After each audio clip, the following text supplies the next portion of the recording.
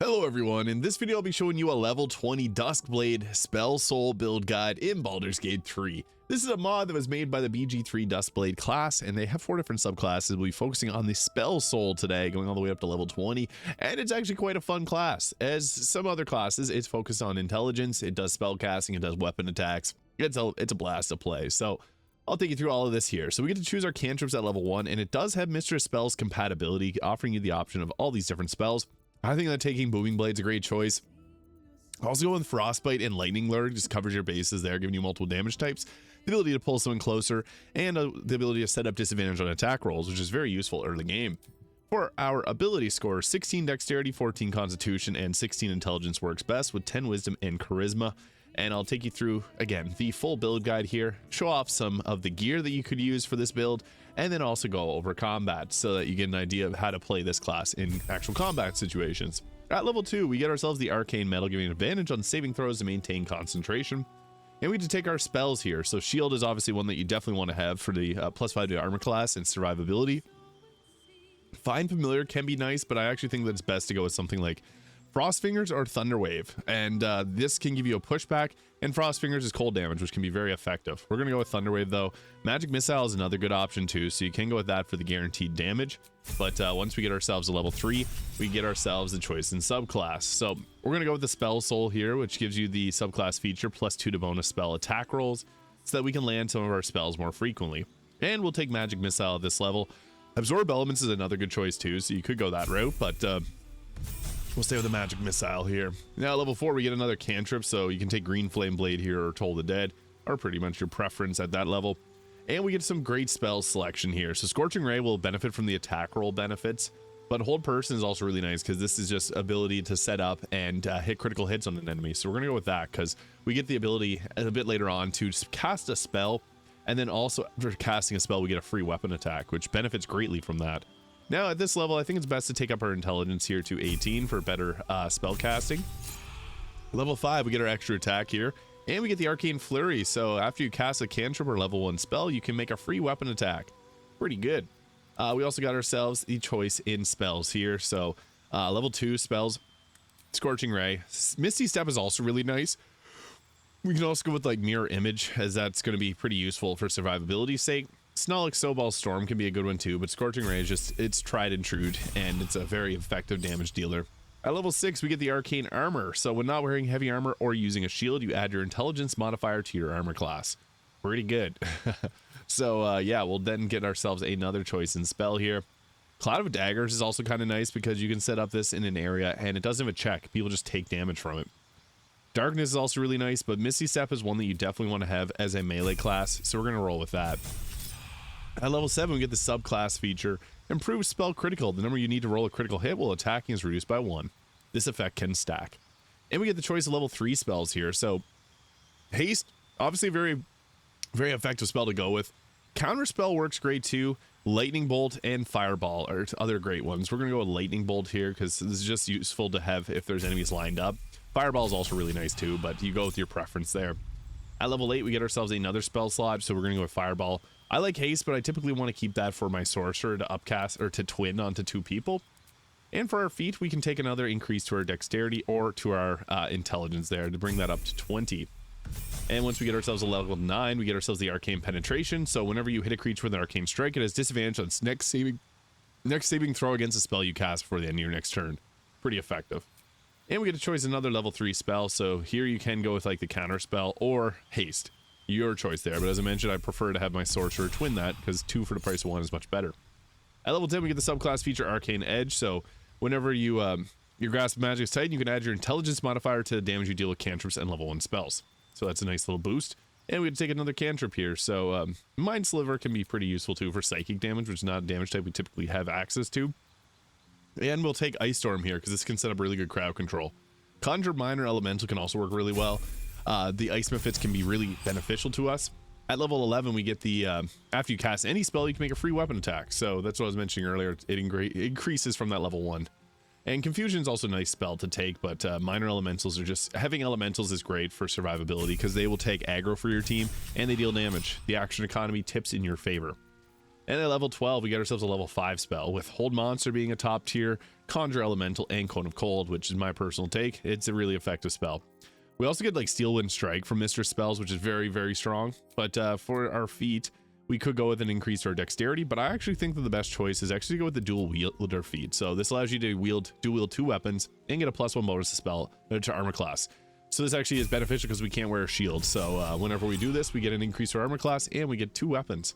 Now, next level, Conjure Elemental. Hard to go wrong with that. An elemental is always nice to have. And at level 14, we get the subclass feature Superior Spell Crit. Gives you an increased critical hit chance by 10% there. And we'll take Hold Monster there for the spell. But also, actually, we'll go Steel Wind Strike. That's a little bit better. Hold Monster is good in certain instances, but I always have someone else that has it at least. At level 15 with the Arcane Breach, understanding the Arcane Strike allows your spells to ignore resistance to force damage, which is not common. Gortash is the only one that I can think of that has that resistance. And we get level 6 spells at this level, with things like Odaluk's Freezing Sphere and Chain Lightning being the top priorities. So we'll go to Odaluk's Freezing Sphere. It's just really effective and creates ice surfaces as well.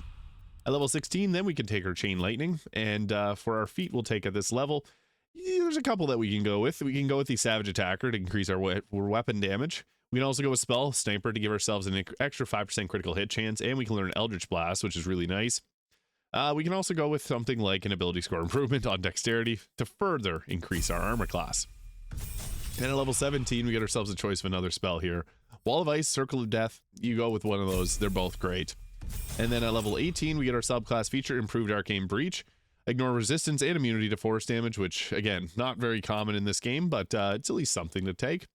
And for our next level spell, you can go backwards and take some of these previous level spells, so there is a lot of really good ones, especially with Mistress spells. Like Synaptic Static can be really effective, the 8d6 of psychic damage, and also applying a 1d6 penalty to attack rolls, ability checks, and constitution saving throws is really nice. That's a great way to break concentrations on spells. And at level 19, then we can take Circle of Death there, and we'll take for our last feat, Alert for the +5 initiative, or we can take our dexterity up to 20. This is going to maximize our overall defenses.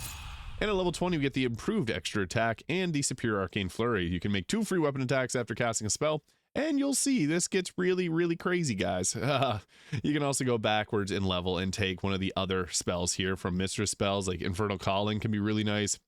Summon Draconic Spirit, Summon Elemental, like you got a few great options. I like Tidal Wave too. I haven't even I forgot to set up water with Tidal Wave is really effective because then your Odaluk's Freezing Spear will deal double damage. So, what this ends up looking like in terms of gear. So, rolling with the Mask of Soul Perception for better attack rolls, or the Hood of Weave for better spell casting is kind of your preference there. You could also go with the Helmet of Arcane Acuity to stack up your spell save DC after doing weapon attacks. So that's another really great option you can roll with. This is an early Act 1 item.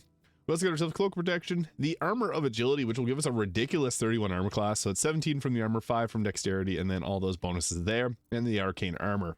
We also got ourselves the Helldesk Gloves for better spell attack rolls and fire damage on our melee attacks. This gives us better armor class, and also the Killer Sweetheart for next attack roll will be a critical hit, plus armor class, and then the Emblem of Greater Health for better constitution, taking our health up to 223. I also went with the Infernal Rapier because this actually gives you a plus bonus to your spell save DC as well. And you can also just use your intelligence modifier, although it's the same as our dexterity modifier, but it also gives us a summon, so that can be pretty nice too. Now, I like to switch out and use the Staff of Spell Power because we get that Arcane Battery, gives us a free cast, and then we can summon in our upcasted Water Myrmidon, which is really nice.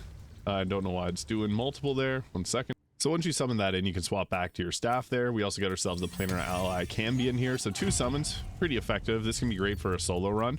And then we'll just get into combat here to show off what we're going to roll with combat. All right, to initiate combat, we got a few really good options. I love Tidal Wave personally because this can set up water in a large area that we can later use things like our cold spells to be able to abuse and make ice surfaces with. This is just one of the best ways to crowd control. You can also open up with Synaptic Static to give penalties to attack rolls, meaning you're much less likely to get hit.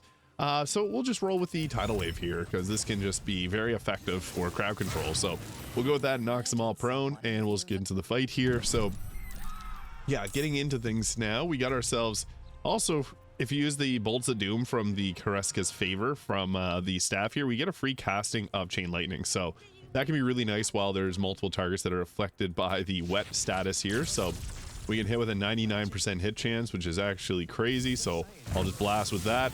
And 106, 108, 102, 92. That hit really hard. So then we get ourselves a free attack too. So We could roll up with the electrified water, but I'll just go with a ranged attack here for that free attack. And we'll just roll that crit, and that took them out perfectly. And then we also got ourselves another free attack. So that's the benefits of getting that free attack times 2. So I guess there's some targets back here that we can also roll at and just attack them. Boom. That didn't really do that well, but that's okay. And I guess we could also follow up with a bonus action attack. So if you got Mind Blast, that's really one of the best options for damage. So we can go ahead and hit with that. That takes a lot of them. So yeah, now we'll just end our turn here, let them come towards us. We also got our Water Myrmidon here, and what's nice about it, it can also set up water with healing vapors, but it also has some ice attacks, so we can just go ahead with launching those there, and it'll create a nice surface right at where it hit. It'll also teleport around to give you some better mobility. I guess we took out all of these targets, so we'll just continue to roll up. I'll just attack this as civilian to initiate more combat with people, because this will bring more guards here. And it didn't bring more guards here, so I guess we'll just hope that we can get some more. But yeah, the big thing about our summons is they draw a lot of aggro because their armor class is going to be lower than ours. So with that, it brings in more attention to them. So Command Grovel, always counterspell this. That's the reason that we want to have counterspell, because command is a very rough spell to deal with. So yeah, we definitely don't want that. Now we can go ahead with our attacks again here now. So I guess we'll go with our free cast of Lightning Bolt, and I'm going to try and take out some civilians to see if it brings more guards in. And it did not for whatever reason, so that's fine. We get our free attack too, so we can go ahead with a bow attack here. So we'll go with that free attack, and then we got ourselves another extra attack as well. So we'll go with another bow attack, perfect. And then we got ourselves another option for spells, so we can drop down another spell. We can drop something like Wall of Ice here, so we can go ahead with this. It is blocked, unfortunately, so I guess we'll go with Ice Storm and drop an Ice Storm right there. And then what's going to be nice about that is that triggers our extra attack again times 2. And the beautiful thing about that is, yeah, you can get yourself many attacks per turn with those 2 free attacks after casting a spell. And the fact that we're going to be casting 2 spells per turn with haste means you can take down people quickly. So yeah, that is a very strong level 20 build. Is actually one of the strongest that I think I've done, just due to the nature of how these subclass interactions work. So this mod is made by the BG3 Duskblade class mod, and it's a very fun one, so I definitely recommend giving this a shot. Let me know your thoughts in the comments, hit the subscribe button below if you enjoyed, and I'll see you all in the next video.